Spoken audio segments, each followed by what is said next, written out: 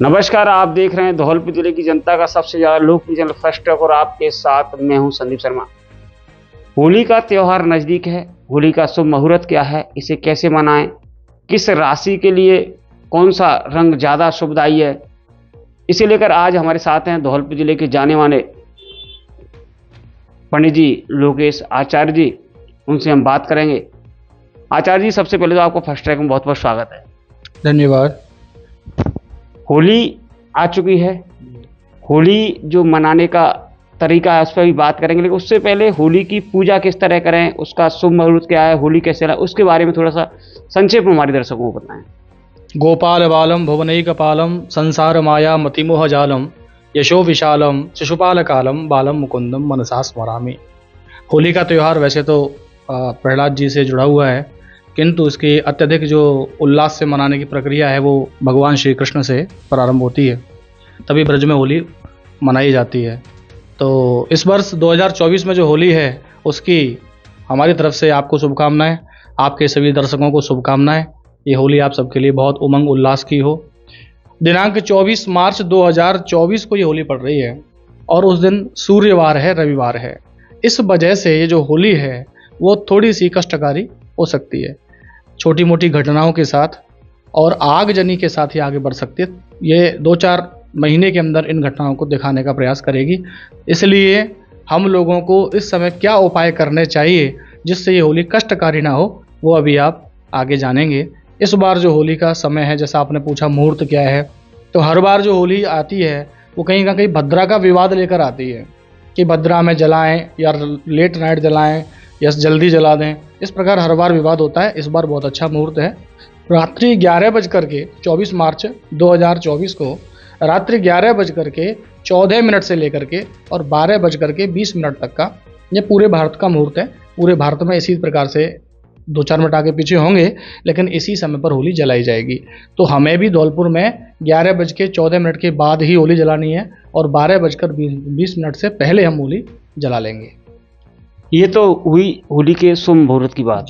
इसको उस होली जलाने के दौरान कोई पूजा अर्चना का कोई विशेष तरीका हो, कोई विधि विधान हो, उसके बारे में थोड़ा सा हमारे दर्शकों को बताएं। देखिए, होली पर और दीपावली पर ये रात्रियाँ, विशेष रात्रियाँ होती हैं। काल रात्रि, महारात्रि, मोह रात्रि तथा ही बचाइए। 3 रात्रियाँ होती है। काल रात्रि होती है, एक महारात्रि और एक मोह रात्रि। तो काल रात्रि होली को कहा गया है, महारात्रि महाशिवरात्रि को कहा गया और मोह रात्रि दीपावली को कहा गया। ये तीनों रात्रियाँ हमें, अगर हम इस पर लाभ ले सकें तो विशेष लाभ देने वाली होती हैं।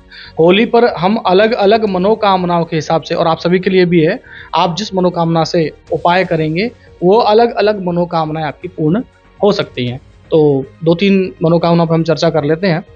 जैसे सबसे पहली जो मनोकामना है, यदि किसी के यहाँ धन की समस्या आ रही हो, कैरियर में, जॉब में परेशानी आ रही हो, आय कम हो, वे लोग क्या करें, उसके लिए सबसे सरल और अच्छा उपाय है। यदि आपके यहाँ धन की कोई समस्या आ रही है तो रविवार को जब होली जलाई जाएगी उस दिन आप दिन में ही ये कार्य कर लें, सामग्री इकट्ठी कर लें और उसके बाद में ये कार्य जब होली जलाई जाए तब करें। सबसे पहले आपको एक गन्ना लेना है और वो गन्ना पत्तेदार होना चाहिए। जैसे हमने नीचे से जड़ खोदी तो उसके जो ऊपर पत्ते होंगे पूरा गन्ना सही होना चाहिए। उसमें बस ये ध्यान रखें कीड़े नहीं हो। पूरा एक गन्ना लेंगे, पत्ते की साइड से उस गन्ने को हम होली जब हमारे घर में या तो आपके घर जलाई जाती हो, मुख्य रूप से तो ये जो चौराहे पर होली जलाई जाती है, जो बड़ी होली होती है, उसमें अगर प्रयोग किए जाएँ तो ज़्यादा लाभ देते हैं क्योंकि वो सामूहिक होता है। तो वहाँ जाएं और उस गन्ने को पत्ते की तरफ से आप जलाएं। जलाने के बाद में जब वो गन्ने का आगे के पत्ते के पूरे हिस्से जल जाएं तो उसको होली से ला करके और भक्त प्रहलाद से भगवान जो नरसिंह हैं उनसे प्रार्थना करते हुए कि हमारे घर में सुख शांति, आय भाव बढ़ता रहे और धन की समस्या दूर हो, ऐसी कामना करते हुए उसे घर में लाएंगे और घर के उत्तर पूर्व कोने में यानी ईशान कोण में उसको ला करके हम रख देंगे। हमें इसमें ध्यान रखना है कि जो जला हुआ हिस्सा है वो ऊपर की तरफ रखना है, आकाश की तरफ जला हुआ हिस्सा हो और उसकी जो जड़ है वो नीचे हो और उत्तर पूर्व के कोने में हम उसको रख देंगे ला करके। तो आपका वर्ष भर के भीतर धन धान्य की समृद्धि बढ़ने लगेगी। ये जो उपाय है ये धन धान्य की समृद्धि का उपाय हो गया। इसके बाद दूसरा उपाय है, कई लोगों के पास धन भी है, धान्य भी है, सारी व्यवस्थाएं हैं, लेकिन घर में शांति नहीं है, समस्याएं बनी हुई हैं। तो उसके लिए क्या किया जाए? या रोग से पीड़ित है या मानसिक शांति नहीं है, शारीरिक और मानसिक शांति के लिए भी बहुत अच्छा उपाय है। इसमें आपको कुछ नहीं करना है, गोला लेना है और उस गोले को जैसे हम हवन होता है पूर्णाहुति जब हम करते हैं तो उसको ऊपर से काट लेते हैं, ऐसे ही इसको काट लीजिए। उसमें काले उड़द, आप चाहें तो उड़द की दाल ले सकते हैं, और उड़द के साथ में आपको काले तिल लेने हैं, 2 लौंग 2 इलायची लेनी है और 2 सुपारी लेनी है। ये सामग्री आप दिन में लेकर के रख लें और शाम को गोले में भर करके और उसको ढक्कन जो उसका ऊपर का कटा हुआ हिस्सा है उसको लगाकर कलावे से आप बांध लेंगे। और बांधने के बाद में जो होली के जलने का समय होता है, उस होली के जलते हुए जब होली जल जाए, जब बहुत अच्छी उसमें अग्नि हो जाए, तब अपने घर की सुख शांति की कामना करते हुए और उसी होली में उस गोले को छोड़ दें। वो लौटा कर लाना नहीं है, उस होली में उसको छोड़ना है।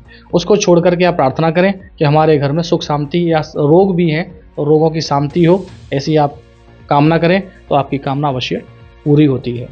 इसके अलावा एक आजकल एक समस्या और भी है, उसका भी मैं उपाय आपको बताना चाहूँगा। सबसे ज़्यादा समस्या आ रही है आजकल, विवाह संबंध बहुत अच्छे नहीं हो रहे हैं।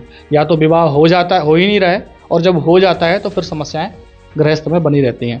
तो जिनके माता पिता के बच्चे विवाह के योग्य हो चुके हैं और उनका विवाह होने में समस्या हो रही है, उनके लिए बहुत अच्छा उपाय है। और जिनके विवाह हो चुके हैं, उनके घर में शांति नहीं है, उसके लिए भी बहुत अच्छा उपाय है। आपको एक सूखा नारियल लेना है। नारियल हमारे पूजा में 2 चलते हैं, एक में अंदर पानी होता है जो मैया को भेंट करते हैं हम, और एक अंदर से गोला सूखा होता है लेकिन नारियल में जटा पूरी होती है।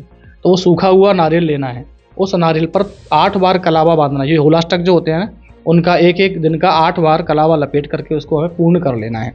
उस नारियल को लेकर के फिर आपके जो भी बच्चे का बेटा हो या बेटी हो जिसका विवाह नहीं हो रहा है, यदि वो घर पर ही उपस्थित है तो वह स्वयं क्लॉकवाइज ऐसे अपने सीधे हाथ की तरफ से और बाएं हाथ की तरफ ऐसे घुमाता हुआ 8 बार उस गोले को, नारियल को घुमा लें। और उसके बाद में ये प्रार्थना करते हुए कि विवाह संबंधी जो भी योग रुके हुए हैं, कोई परेशानी अटकाव है, वो दूर हो, ऐसी कामना करते हुए उसको होली में छोड़ दें। जिनके बच्चे बाहर हों, साथ न रहते हों, तो दूर रह रहे हों, उनके लिए उपाय यदि किसी माता पिता को करना है तो माँ या पिता उस बच्चे के फोटो के ऊपर भी उस नारियल को घुमा करके होली में छोड़ सकते हैं। इससे उसके विवाह के और अच्छे विवाह के शीघ्र योग बनेंगे। जिनके विवाह हो चुके हैं और उनमें भी कहीं ना कहीं कोई परेशानी चल रही है, तनाव चल रहा है, वो लोग भी अगर इस उपाय को करते हैं तो अवश्य ही वैवाहिक जीवन का सुख उनको प्राप्त होगा। ये तो आपने जो समाज में ये 3 समस्याएं बहुत बड़ी संख्या में हैं, उनके लिए बताया। अच्छा है लोगों को इस समस्याओं से छुटकारा मिले। अब थोड़ा सा बताएं, ये होली है, कोई इसमें कोई रंगों का महत्व हो राशि के हिसाब से, या कोई और बात हो जो आप मतलब पहले जो होली गई उसमें उससे कुछ अलग हो, तो वो थोड़ा सा बताएं। देखिए, थोड़ा सा अलग यही है कि रविवार और मंगलवार जब पड़ता है और उसमें अगर होली पड़ती है तो रविवार और मंगलवार की होली कहीं ना कहीं कष्टकारी जरूर होती है। इसलिए हमें रंगों का चयन भी बहुत सावधानी पूर्वक करना चाहिए। हम किसी भी रंग का चयन जब अपने वस्त्र के रूप में करते हैं तो उसका इफेक्ट हमारी बॉडी पर आता है, सामने वाले पर आता है, वो उससे अट्रैक्ट होता है। इसीलिए कई लोग वार के हिसाब से भी वस्त्र पहनते हैं। जैसे गुरुवार है तो पीला वस्त्र धारण करते हैं, तो उससे क्या होता है, उनके जो ग्रह हैं वो उस पोजीशन में राउंड करते रहते हैं। अब हमें करना क्या है, रविवार को जब भी होली होती है तो वो कहीं ना कहीं, मैंने अभी बताया, उग्र रूप लेकर के आती है। इसलिए हर राशि वालों को अलग अलग प्रयोग करना चाहिए। गुलाल का रंग का प्रयोग न करें, गुलाल का प्रयोग करें, और ऑर्गेनिक हो ऐसा गुलाल प्रयोग में लें। तो मतलब रंग का प्रयोग नहीं करें, गुलाल का तो कर सकते हैं ना। गुलाल का प्रयोग कीजिए। रंग का प्रयोग करने के लिए मना नहीं है। रंग का मतलब ऐसे भी आजकल केमिकल वाले रंग आ रहे हैं जिससे सामने वाले को कष्ट हो, कोई परेशानी हो, और वो आजीवन आपको ये कहता रहे उन्होंने रंग लगाया और मुझे परेशानी हुई, तो उससे बचें और दूसरे को कष्ट देने के बजाय खुशी से हर्षोल्लास से त्योहार मनाएं। आप जो भी गुलाल यूज करते हैं वो अच्छा क्वालिटी का हो तो सामने वाले को भी उससे कोई कष्ट नहीं होगा। मेष राशि वाले यदि किसी गुलाल का प्रयोग करना चाहते हैं तो वो लाल रंग और मरून रंग का प्रयोग कर सकते हैं। मरून रंग से और लाल रंग से यदि वे होली खेलेंगे तो उनके लिए बहुत अच्छा रहेगा। वृष राशि वाले यदि किसी गुलाल का प्रयोग करना चाहते हैं तो हल्का पीला रंग, हल्का पीले रंग, डार्क पीला उनको यूज नहीं करना है, हल्का पीला रंग यूज कर सकते हैं, और साथ में सफेद रंग का भी वो यूज प्रयोग कर सकते हैं, जिससे उनको सुख शांति समृद्धि अवश्य मिलेगी। उसके बाद जब मिथुन राशि है, मिथुन राशि वाले हल्का जो मूंगिया कलर हम इसको बोलते हैं, एक उसका प्रयोग कर सकते हैं जो हरे रंग से थोड़ा सा कम होता है, और तोतई कलर जो पैरेट ग्रीन कलर होता है उसका भी प्रयोग मिथुन राशि वाले कर सकते हैं। चंद्रमा की जो राशि है कर्क राशि, कर्क राशि वाले यदि अपने होली के त्यौहार में सफ़ेद, लाल और मरून कलर का प्रयोग करेंगे तो अवश्य उनकी होली अच्छी होगी। उसके बाद सिंह राशि, सिंह राशि वालों के लिए एक विशेष बात ये भी है कि सूर्यवार है, रविवार है, सिंह का स्वामी है वो सूर्य है, और उसी दिन की होली है, तो वो उस दिन उग्र ना हो। उग्र होने की संभावना थोड़ी सी बन रही है ये सिंह राशि वाले, इसलिए सिंह राशि वालों को लाल और मरून रंग का प्रयोग नहीं करना है। वो अगर उसका प्रयोग करते हैं तो उनकी जो राशि है वो और प्रबल हो जाएगी। इसलिए उनको शांति के जो कलर होते हैं, जैसे पीला कलर हुआ, सफ़ेद रंग हुआ, या पिंक कलर जो होता है गुलाबी रंग, इनका प्रयोग करेंगे तो वो शांति का प्रतीक माना जाएगा और उग्रता से बचें, ये सिंह राशि वालों के लिए। उसके बाद जो कन्या राशि है, वो कन्या राशि जिसे मूंग की दाल होती है, मूंग की दाल 2 रंग में होती है, छिलका होता है तो हरे रंग में होती है और छिलका हटाते हैं तो हल्का पीलापन होता है। इन दोनों में वह प्रयोग कर सकते हैं। तुला राशि वाले जो व्यक्ति हैं वो सफ़ेद रंग का तो प्रयोग कर ही सकते हैं, साथ में हरे रंग का भी प्रयोग करें, और दोनों को अगर मिलाकर के प्रयोग करते हैं तो बहुत अच्छा उनको होली का प्रयोग मिलेगा। आप 2 गुलालों को एक साथ मिला लीजिए और उसका प्रयोग कीजिए। उसके बाद वृश्चिक राशि वाले ब्राउन कलर का प्रयोग करेंगे, जो भूरे रंग का होता है। ब्राउन कलर अगर उनको नहीं मिल रहा है तो चॉकलेटी रंग का भी कोई गुलाल मिल जाए, उसका प्रयोग कर सकते हैं। उसके बाद धनु राशि वालों को पीले का तो प्रयोग करना ही करना है, क्योंकि उनका स्वामी गुरु है। पीले के अलावा यदि वो सूर्य के रंग का प्रयोग करते हैं, जैसे लाल हुआ, मरून हुआ, डार्क जितने भी लाल रंग होते हैं उनका प्रयोग करेंगे तो उनको सुख शांति समृद्धि अवश्य मिलेगी। 2 राशियां एक साथ बोलूंगा, मकर और कुंभ, क्योंकि दोनों के स्वामी शनि हैं, इसलिए मकर और कुंभ राशि वाले नीले कलर का प्रयोग कर सकते हैं, और एक कत्थई कलर आता है उसका प्रयोग कर सकते हैं, नेवी ब्लू कलर आता है उसका प्रयोग कर सकते हैं। इन रंगों का प्रयोग करने से उनको सुख शांति समृद्धि अवश्य मिलेगी। अंत में मीन राशि वाले यदि 2 गुलालों का प्रयोग एक साथ करते हैं, 2 रंगों को एक साथ मिलाते हैं, लाल और हरा, तो वो हल्का सा कालेपन पर आ जाएगा। उसका प्रयोग यदि करते हैं तो वो अवश्य उनको सुख शांति समृद्धि प्राप्त होगी। तो ये तो रहा राशियों के हिसाब से कलरों का चयन कि किस तरह की राशि के लोग किस तरह के गुलाल का प्रयोग करें, और आपने ये भी बताया कि रंगों के प्रयोग से बचें। अब होली के बारे में कोई ऐसी बात हो जो हम सवाल के रूप में नहीं पूछ पा रहे हैं, वो आप दर्शकों को बताना चाहते हैं, थोड़ा सा बताएं। होली के लिए मैं शांति का त्यौहार है, शांति प्रिय मनाना चाहिए, ये बात तो सबको पता ही है, किंतु इस बार मैं ये सलाह दूंगा कि आपको विशेष शांति रखनी होगी। आपके परिवार में भी कलह हो सकती है, आपके आसपास में भी कलह हो सकती है, क्योंकि सूर्यवार को होली पड़ना, मैंने पहले बताया, विशेष कष्टकारी होता है। तो यहाँ हमसे कोई ऐसी बात ना हो, जैसे आपको रंगों का चयन बड़े हिसाब से करना है। दूसरा, आप जब होली जलाएं तो टाइमिंग का बड़ा ध्यान रखना पड़ेगा। 11:14 के बाद और 12:20 से पहले इस कार्यकाल में आपको होली जला लेनी है। इसके आगे पीछे अगर होली जलाएंगे तो कहीं ना कहीं पारिवारिक कलह हो सकती है, आसपास में कलह हो सकती है, या कोई आगजनी की घटना कुछ देखने को हमें मिल सकती है। इसके अलावा बाकी कोई कष्टकारी योग नहीं है, लेकिन सूर्यवार होने की वजह से कहीं ना कहीं कुछ परेशानी का योग बन रहा है। और जिनके यहाँ पहले से ही परेशानी चल रही हो, तब वो होली जलाने के बाद होली के चारों तरफ एक बार जल जरूर छोड़ें, जिससे कि आगे आने वाली समस्याओं से निदान हो सके। वो जल छोड़ने से जो प्रतीक होता है वो शांति का ही प्रतीक होता है। आप थोड़ा सा होली के बारे में आपने विस्तृत रूप से बता दिया, हमारे दर्शकों को विशेषकर महिलाओं को, बहनों को भी बताएं कि जो भाई दूज आएगा उसका शुभ मुहूर्त क्या है, वो कब से कब तक मनाएं। इस बार एक छोटी सी बात और है संदीप जी, कि लोगों में बड़ा भ्रम फैला हुआ है कि होली वाले दिन ग्रहण भी है। कई लोग चंद्र ग्रहण मान रहे हैं, जबकि ग्रहण तो पड़ेगा, लेकिन भारतवर्ष में उस ग्रहण का कोई महत्व नहीं है।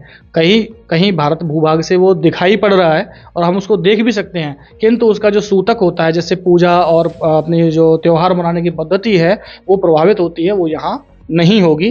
तो सबसे बड़ा भ्रम ये बना हुआ है, इसको आप मन से निकालिए। बार बार फोन आते हैं, तो कोई ग्रहण नहीं पड़ेगा भारत में, उसका कोई प्रभाव नहीं होगा। अगला प्रश्न आपने पूछा बहनों के लिए, तो चूंकि होली के अगले दिन हम होली मनाते हैं, जिस दिन होली जलाते हैं, तो हम रविवार 24 मार्च को होली जलाएंगे। उसके बाद प्रातःकाल 25 मार्च सोमवार को होली खेलेंगे, और 26 मार्च को मंगलवार को दोपहर 2:30 बजे तक प्रतिपदा है। तो प्रतिपदा होने की वजह से भाई दूज नहीं मना पाएंगे, इसलिए आप मंगलवार दोपहर 2:30 बजे से लेकर के बुधवार यानी कि 27 तारीख को शाम 5 बजे तक आराम से भाई दूज अपनी सुविधा के अनुसार मना सकते हैं। दोनों दिन मना सकते हैं, कहीं कोई दिक्कत नहीं है, किंतु ये ध्यान रखें कि मंगलवार को 26 तारीख को दोपहर 2:30 बजे से पहले भाई दूज नहीं मनानी है। बहुत बहुत धन्यवाद पंडित जी, आपने होली को लेकर और भाई दूज को लेकर विस्तृत जानकारी दी। तो ये थे धौलपुर के जाने माने लोकेश शास्त्री जी, जिन्होंने होली के त्यौहार और भाई दूज को लेकर विस्तृत जानकारी दी। उम्मीद है कि हमारे दर्शक इनकी जानकारी से लाभ प्राप्त करेंगे और उनके परिवार में, घर में सुख शांति समृद्धि आएगी। सहयोगी राहुल शर्मा के साथ संदीप शर्मा, फर्स्ट टेक धौलपुर।